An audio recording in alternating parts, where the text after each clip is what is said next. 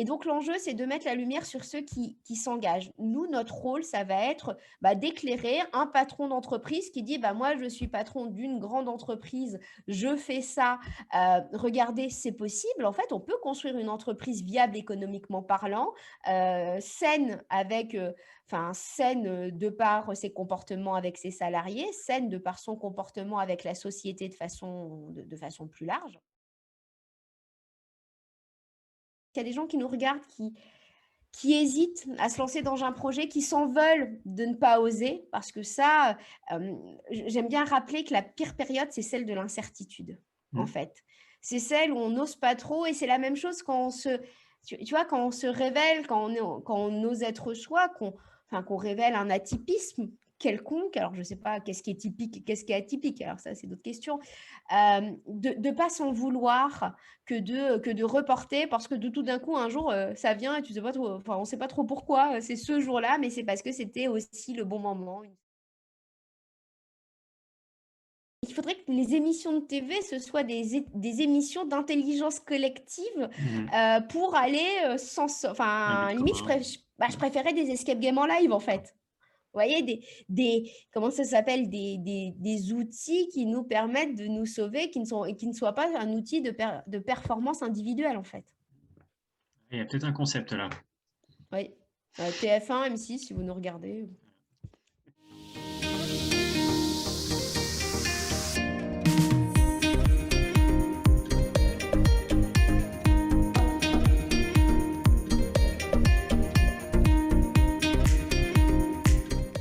J'avais pour ma part, une dernière question, qui est une question d'avenir, Ouais, tournée en tout cas vers l'avenir.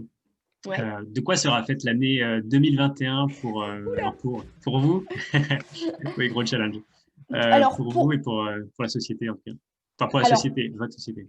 alors pour nous, on s'est rendu compte alors il y a eu plusieurs choses. On veut incarner ce qu'on raconte. Moi, je crois en une société plus lente, plus décroissante aussi, mais pas forcément économiquement en fait, où on se dise qu'il faut mettre les justes choses aux justes endroits. Donc ça a commencé par quitter nos bureaux parisiens, Mmh. pour aller s'installer à la campagne. Évidemment, nous, on a basculé en télétravail en se disant: au lieu de créer une entreprise où on a un bureau, j'adorais, notre équipe adorait notre bureau parisien parce qu'il était ouvert sur la rue, parce que du coup les gens passaient. Comme on passait dans les villages autrefois, on était un lieu ouvert. Donc Mmh. c'était incroyable de vivre cette expérience. On était à la frontière entre le quartier bobo des Batignolles et le 18e arrondissement, enfin l'avenue de Clichy, donc un peu plus populaire. C'était une sorte de croisée des mondes où un financier pouvait se retrouver avec un membre du club de l'optimisme, avec un passant qui était chanteuse de cabaret. Enfin, ça donnait un outil qui était incroyablement beau, en fait. Et du coup, on aimait beaucoup notre bureau. Puis on s'est dit, Mmh. non, ça, c'était une étape. Acceptons de faire une sorte de transition en se disant, c'est quoi l'entreprise de demain? Et pour nous, c'est pas une entreprise dans laquelle toute l'équipe se met tous les matins comment dire, dans les bouchons, enfin Ouais, dans les transports, ouais. surtout dans les transports, parce que personne Mmh. n'a de voiture. Donc dans Mmh. les transports en commun. Avec nous, en plus, on a dans l'équipe des gens qui sont asthmatiques, donc ça devenait lourd, en fait, pour eux. Et on s'est rendu compte qu'on bossait bien aussi en télétravail. On a redéfini, en fait, on a changé nos bureaux de place, on s'est inscrit dans le territoire, donc on s'inscrit en Normandie, avec cette notion on va retravailler avec le local, et quand on se verra moins, mais on se verra mieux, en fait. Pour la petite histoire, dans mon bureau, je n'ai le téléphone, ni internet. Donc autant OK. vous dire que le bureau, c'est un lieu un peu bizarre, en fait, où on reprend le temps. En fait, on redéfinit notre notion du temps, notre notion de l'espace. On va peut-être, on a décidé, nous, d'essayer d'aller un peu moins vite pour pas s'auto-manger, parce que, quand on parle d'optimisme en ce moment, ça nous bouffe quand même, Mmh. parce que, avec l'optimisme, évidemment, on voit toute la souffrance actuelle. Donc, on a décidé de rendre le site beaucoup plus inclusif sur l'optimisme.com. Donc, c'est pour ça aujourd'hui, il est en maintenance. Il est en maintenance probablement jusqu'à la fin de la semaine pour que les gens puissent eux-mêmes publier leurs articles pour nous affranchir de cette notion de jugement. J'ai toujours cet exemple que je donne. Au démarrage du site web, j'avais une jeune qui travaillait avec nous, qui avait écrit un article. Moi, je l'avais trouvé nul. Je m'étais dit, oh là là, on dit des banalités. Je trouvais ça pas bien écrit non plus. Mais je m'étais dit, on le publie quand même parce que ma perception peut être un peu trop intellectuelle. Et puis, comme j'ai fait du parcours, en fait, j'ai l'impression d'entendre sans arrêt la même chose. Je m'étais dit, on va le publier. C'est un article qui a cartonné, en fait. Et l'enjeu, ça va être d'aller vers du lâcher prise, en fait, parce que ma norme à moi, elle est différente de celle d'Eva, d'Alexia, d'Alison, d'Olivier, etc., dans l'équipe. Et du coup, d'aller ouvrir le site web en étant plateforme pour que les gens expriment ce qui, pour eux, leur semble positif, pour qu'ils parlent de leurs projets associatifs, de leurs projets Ulule, etc. Parce que nous, on n'a plus le temps de le faire. La réalité, c'est que nous, on n'est pas journalistes, déjà, et qu'il faut qu'on s'affranchisse de ce jugement, de ce prisme déformant qu'on peut avoir en se disant, alors ça, c'est intéressant et ça, c'est pas intéressant. En soi, tout est intéressant. C'est intéressant pour différentes personnes. Exactement. Donc, on va vers ça qui nous demande quand même beaucoup de lâcher prise, en fait. Parce que ça veut dire que les gens pourront publier. Il faut juste qu'on ait bien drafté structuré quelles sont nos valeurs. Donc, évidemment, moi, je ne veux pas que quelqu'un me dise le monde optimiste, c'est un monde sans roue ou sans blonde, ou sans brun, en fait. Parce que c'est vrai que l'optimisme, c'est une valeur subjective. Donc, voilà, il faut qu'on dise, faut qu'on mette des limites en disant, vous pourrez publier ce que vous voulez. Par contre, il faut que ça respecte certaines règles. Et nous, ça nous demandera seulement du travail de relecture. Donc, ça, c'est l'avenir pour nous de notre société, en me disant, et après, tous les modèles qui vont autour, économiques et autres, disons-le, nous, on travaillait pour garder un média indépendant, on faisait des conférences. En fait, c'était tout ce qui était réseau d'entreprise qui structurait, tout ce qui était réflexion sur la qualité de vie au travail. Nous, on se disait, c'est incroyable parce que c'est positif pour les salariés et nous, ça nous permet de garder un média complètement indépendant parce qu'on sait la non-indépendance des médias, ça vient vite biaisé parce que le modèle économique est complexe. Donc, on va regarder si en 2021, on peut continuer. On a pivoté digital et c'est marrant parce qu'aujourd'hui, autrefois, ceux qui nous rejoignaient, c'était des gens qui voulaient partager et se dire, on n'est pas les seuls à agir. Et voilà, moi, je suis DRH, c'est dur. Moi, je suis manager, c'est difficile, personne ne me comprend, en fait. Maintenant, c'est marrant parce que comme on fait beaucoup de digital, c'est des entreprises qui se disent qu'ils vont offrir à tous leurs salariés nos événements. Donc, on va réfléchir sur les biais cognitifs parce qu'ils se disent que ça va leur faire du bien. Et comme quoi, nous, on vit en même temps que le monde avec notre enjeu de se dire ça coûte quand même de plus en plus cher d'avoir un média qui grandit parce que nos réseaux sociaux, ils explosent. Ça demande de plus en plus de modération. Plus on a de vues sur le site web, plus nos serveurs nous coûtent cher, plus il y a d'attaques. Enfin, c'est toute une sorte de mécanique. Du coup, nous, notre enjeu en 2021, c'est juste d'être stable, tout simplement, pour avoir la tête au calme, pour nous permettre de continuer à essaimer et on voit la colère monter. Alors là, pour ceux qui regardent la vidéo, parce qu'une vidéo, ça reste sur Internet. Donc moi, je me dis toujours, oh là là, si je dis quelque chose et que je suis plus d'accord avec moi-même, parce que de temps en temps, se mettre d'accord avec soi-même, c'est compliqué. Pour information, on est le 11/11/2019. Ah, d'ailleurs, ça fait 11, c'est 2020. 2020, pardon.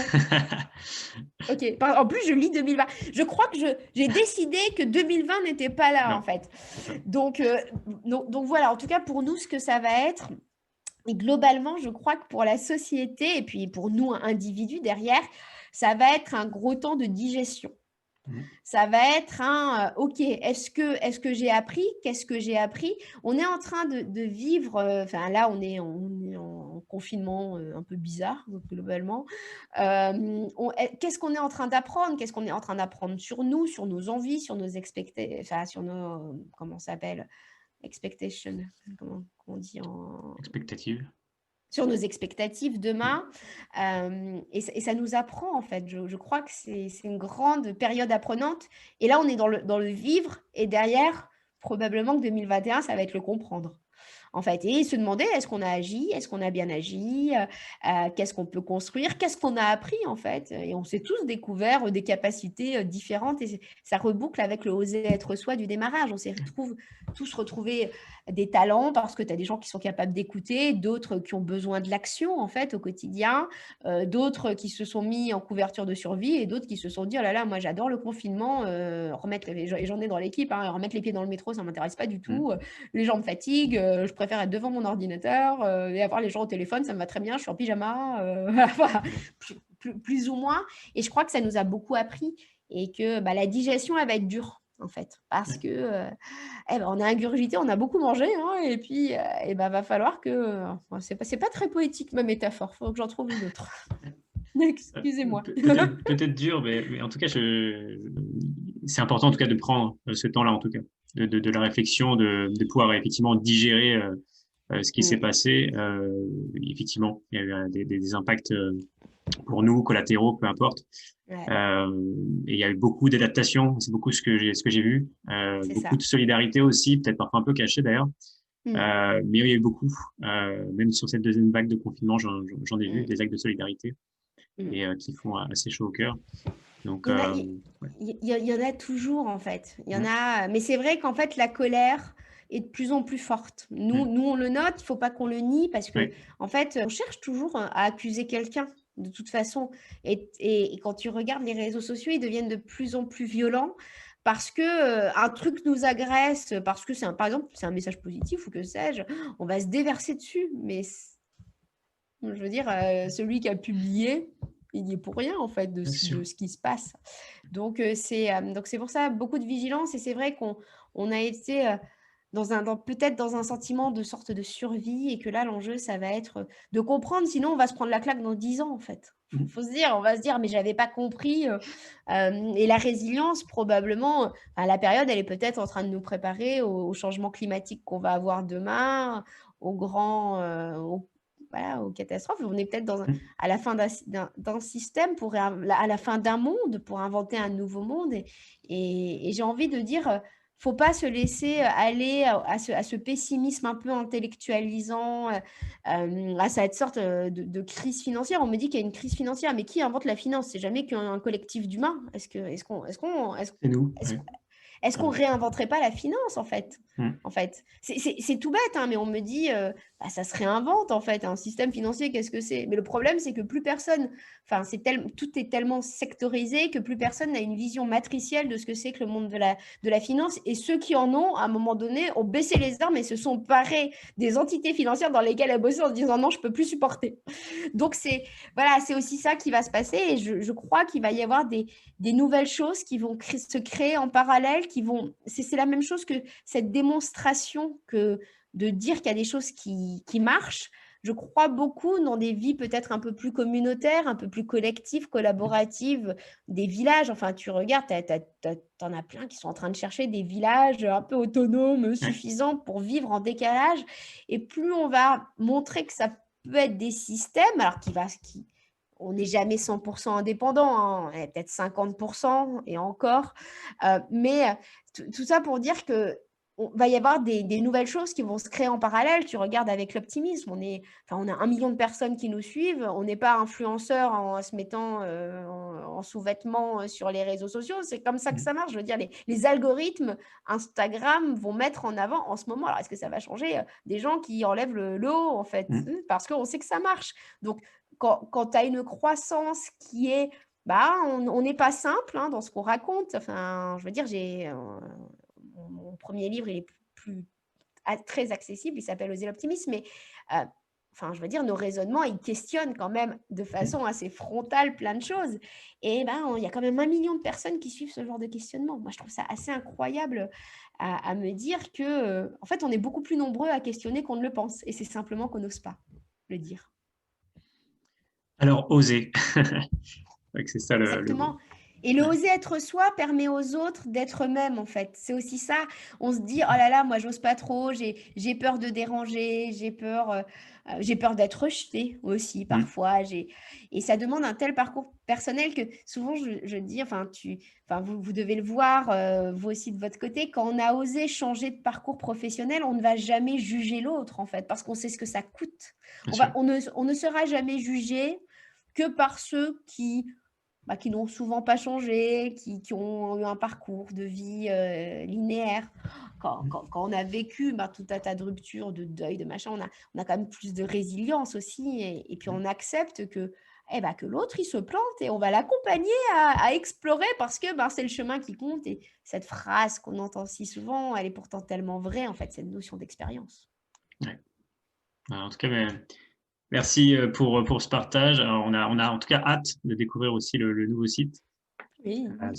Effectivement, ce que ça peut donner, en tout cas la place que ça peut donner à ces personnes qui ont peu ou pas de reconnaissance, ou en tout cas peu ou pas de place Mm. Mm. sur justement cette place publique, justement, c'est de quoi place. Et souvent, les gens minimisent leurs actions. Et nous, on arrive en leur disant, oh, c'est incroyable ce que tu fais, tu t'en rends pas compte. Et là, ça va leur donner le coup de, je vais continuer à le faire. C'est-à-dire qu'on me prend pour un ovni, mais je vais continuer à le faire parce que, il y a d'autres gens qui croient en nous et c'est probablement, enfin, en tout cas, moi, j'ai cet exemple au démarrage de l'optimisme. J'osais même pas en parler à mes potes en me disant, ils vont se dire que j'ai pété un plomb, en fait. Globalement, enfin, voilà, et j'osais pas en parler à mes potes. Je l'ai mis sur un groupe Facebook et là, je sais pas si faudra que j'envoie la vidéo, donc je vais le citer. J'ai Thomas qui m'envoie un message, quelqu'un que je connaissais pas, parce que j'avais publié sur le site des 100 barbares. Peut-être que j'en reparlerai après, mais on s'était dit 3 questions, mais ça fait 1 heure qu'on papote pour 3 questions en fait. Et du coup, je publie cet article en disant, voilà, j'ai une idée, ça s'appelle l'optimisme.com, vous pouvez aller visiter, c'est mettre en avant des initiatives positives. Et tout d'un coup, j'ai quelqu'un qui m'envoie un message en me disant, oh, c'est incroyable, c'est trop bien, rencontrons-nous. Là, je me suis dit, oh là là, un taré, mais il faut que je vois quand même qui va lire, voilà, qui va lire en fait l'optimisme, parce que j'en avais aucune idée, que j'en avais parlé à personne. Et du coup, je rencontre ce Thomas qui me dit, donc là, je me rends compte, enfin voilà, c'est quelqu'un d'incroyable, qui a une vision de la société, qui a les pieds qui est très terre à terre, hein, qui a une vision de la société. Et en fait, du coup, il m'a présenté au 100 barbares. Et là, tout à coup, il y a eu un collectif qui m'a dit, on comprend ce que tu fais. Et on comprend ce que tu fais, go, go, go. Comment on peut t'aider? En fait, ça m'a suffi à me rattacher à ça en permanence. Et encore avant le confinement, j'étais fatiguée. Tout d'un coup, donc Duc, qui est aussi à l'origine des 100 barbares, me passe en me disant, tiens bon, il y en a besoin quand tout va s'effondrer. Ça donne un outil d'optimisme quand il y en aura plus beaucoup, en fait. Et des micro-phrases, en fait. C'est pour ça, allez toujours chercher ces personnes qui vous comprennent, qui parfois sont des inconnus. Aujourd'hui, 4 ans après, ces gens-là ont une importance incroyable dans mon parcours. Ils ne seraient pas passés là, ils ne m'auraient pas dit go, go, go. Est-ce que l'optimisme en serait là, en fait? Donc, ne jamais hésiter à soutenir quelqu'un qui lance une action. Un petit mot, un go, go, go, Go, go, go, vas-y, ouais. ça suffit, en fait. Bien Et sûr. c'est vrai que Tom, encore régulièrement, il m'envoie des go, go, go, en fait. Alors, faudra que je lui envoie parce que je suis même pas sûre de... Enfin, ils savent, en tout cas, les barbares, que ils ont été... S'ils n'avaient pas été là, est-ce que j'aurais été au bout d'une idée où je me disais, mais personne ne comprend. Alors déjà, il faut que je commence à définir l'optimisme. Il faut que je commence à expliquer que c'est pas la naïveté et qu'on peut créer un média positif alors que je ne connaissais rien du monde des médias, en fait. Il faut quand même le dire. Et, voilà. Il y a la force du collectif, en fait, c'est ça. Parce que le collectif, c'est pas forcément donner de l'argent, c'est pas forcément donner du savoir. Parfois, c'est juste donner de la confiance. Ouais. De la présence, en tout cas être là, quoi. Et de la présence, exactement. Exactement. Mais à l'époque, ce dont je manquais, c'était de la confiance. De la confiance en moi, en mon projet, en mon idée, en me disant, mais bon, je suis peut-être... Et puis moi, tous mes potes étaient rationnels en me disant, non mais attends, Catherine, t'as un bon job, enfin, regarde où tu vis. Enfin, ça n'avait aucun sens en fait pour moi. Le meilleur en soi n'est pas le meilleur pour soi. Ouais. Alors je vais être obligé de poser, j'ai dit que c'était la dernière question, mais ce sera donc maintenant la dernière, mais pour les personnes qui nous regardent, qu'est-ce que les 100 barbares, justement? Ah, les 100 barbares, c'est une initiative à la base, il faudrait que je regarde, je revienne sur la genèse, qui a été créée par Antoine Brachet.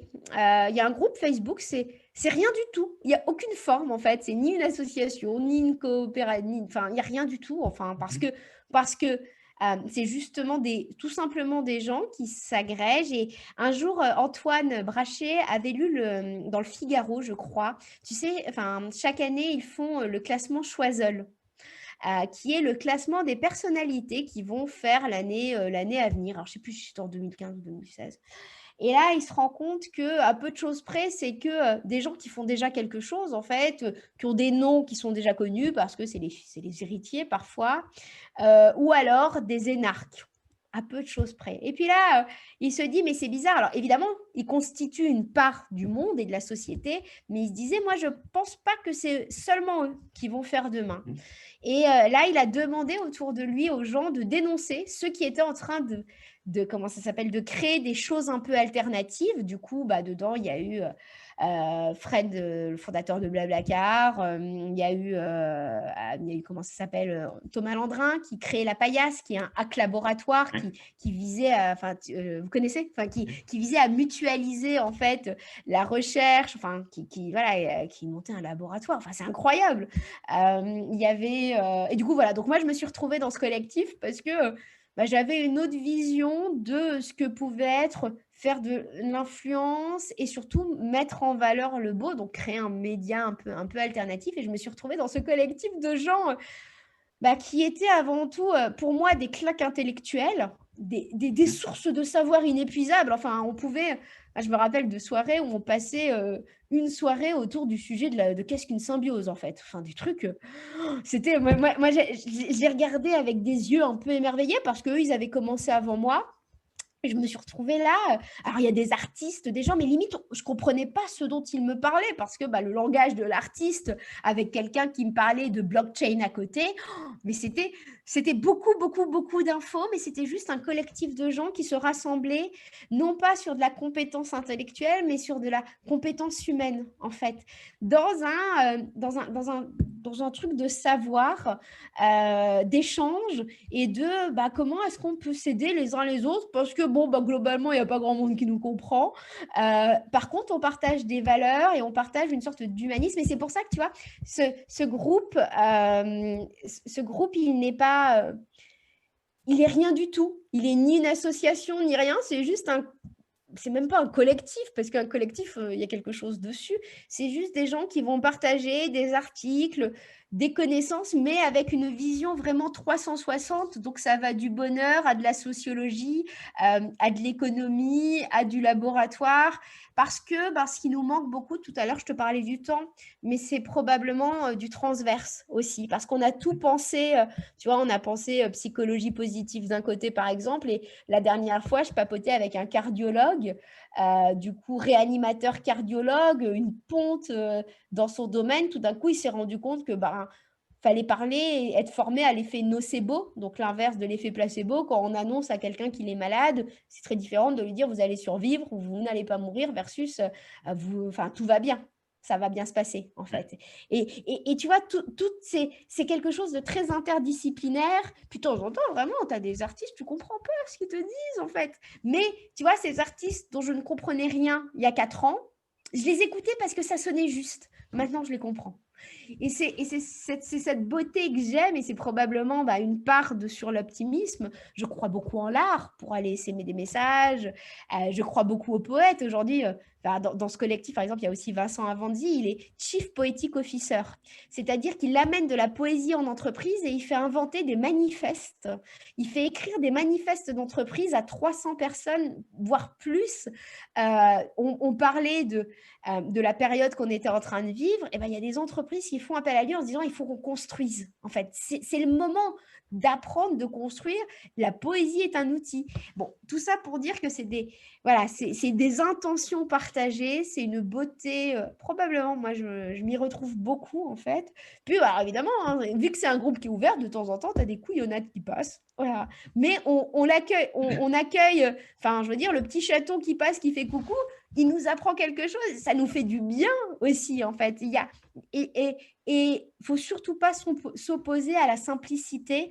Et c'est pour ça qu'aujourd'hui, enfin, tu regardes mon feed perso, il est ouvert, hein, mon feed perso Facebook, c'est un ramassis de trucs drôles, enfin, que je considère drôles.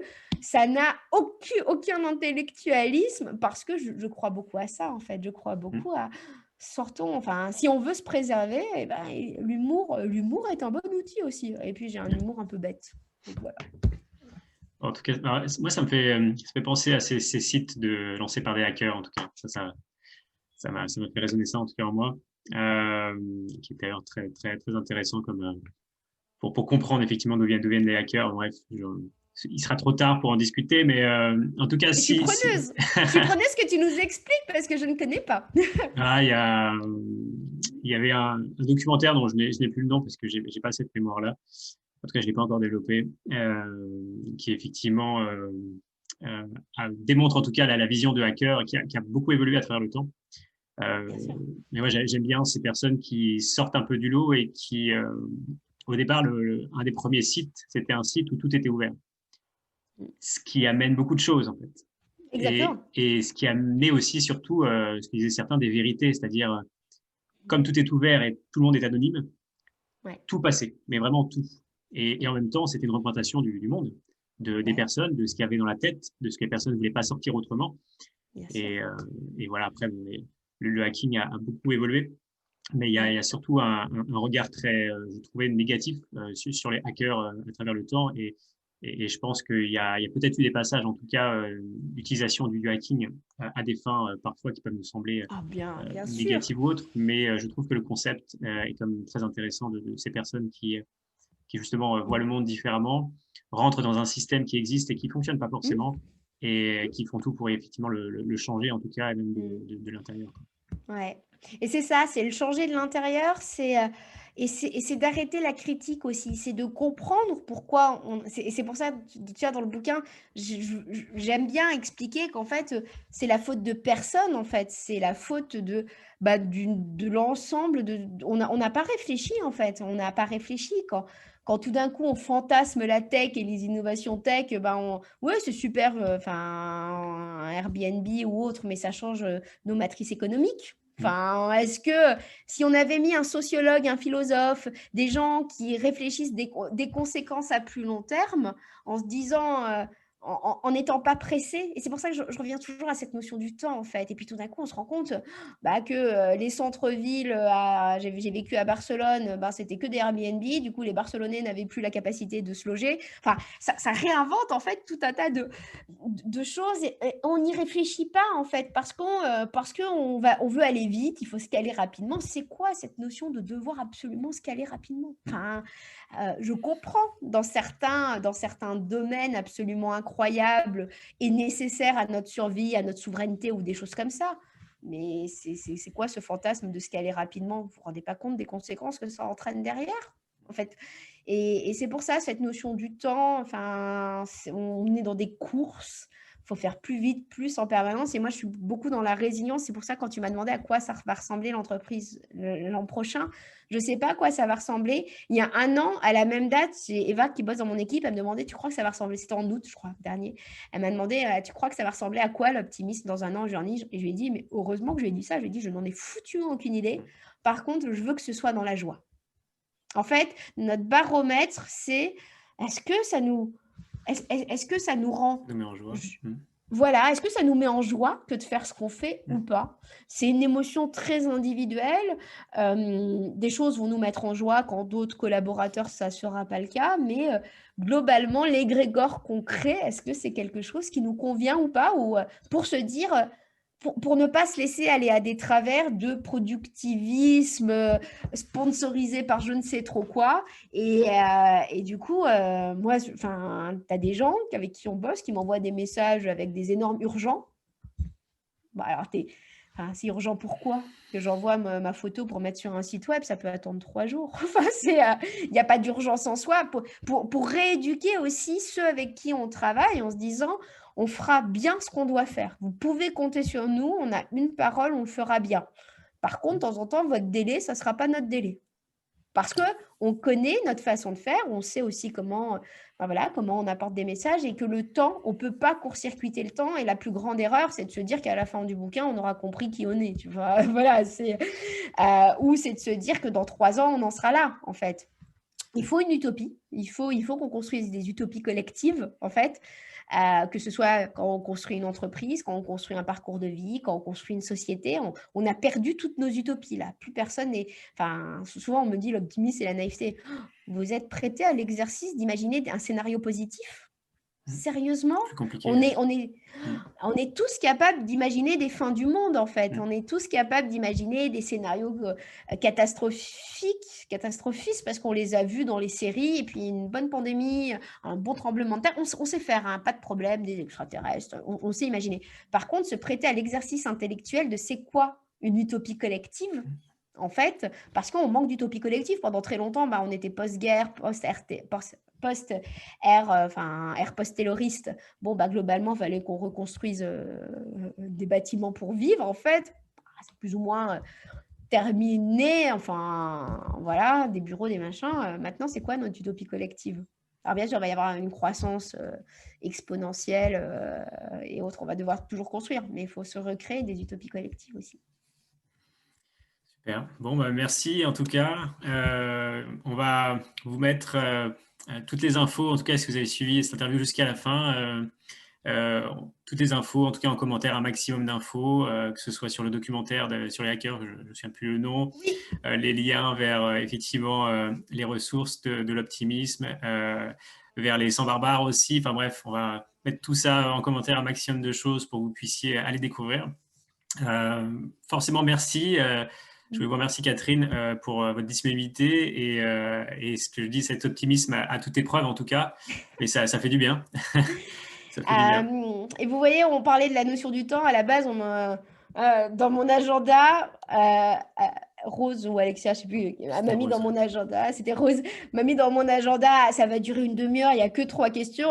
Elle avait prévu large. Voilà, ça a duré 1 heure et quelques, mais c'est aussi ça, le temps long, ouais. Peut-être de mieux comprendre aussi. Donc, merci Mathieu de m'avoir donné la possibilité d'exprimer sur un temps un peu plus long d'habitude que les 3 questions en 3 minutes. Super. Avec plaisir en tout cas. Et ça tombe bien, je voulais aussi remercier l'équipe de l'optimisme et forcément les personnes en tout cas que moi j'ai rencontrées, que ce soit qui auront pu rendre en tout cas ces moments possibles, c'est Eva, Rose et Alexia à qui je pense. Voilà. Ouais. Est-ce que pour terminer, vous auriez un mot de la fin? Osez être vous et ne vous dites pas que vous êtes tout seul à penser ce que vous pensez. Voilà, je crois que on est nombreux en fait à penser la même chose. C'est juste qu'on n'ose pas le dire. Super. Et puis moi je rajouterais, ce que je rajoute d'ailleurs assez souvent maintenant, mais la jeunesse constitue un extraordinaire élément d'optimisme. Voilà, donc ne l'oubliez pas. C'est vrai. Merci Mathieu. Merci Catherine. À bientôt. Et puis à bientôt. Au revoir.